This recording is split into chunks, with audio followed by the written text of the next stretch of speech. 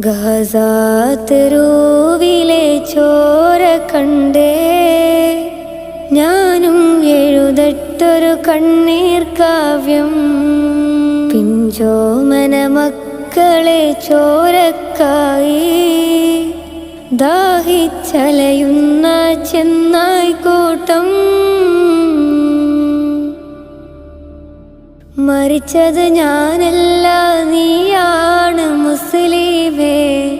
ഫാസിസ തടവറയിൽ അടിമയായി നിൽപ്പോ നീ എന്ന് തീരും ഈ കണ്ണുനീരിൻ മോചനം നേടുകില്ലേ? ഫലസ്തീൻ ചിരിയെന്നത് കാണാക്കിനാവല്ല. അറബിപ്പൻ വിളയുന്ന കാലം വരുന്നുണ്ട്. തഖ്വ കൊണ്ട്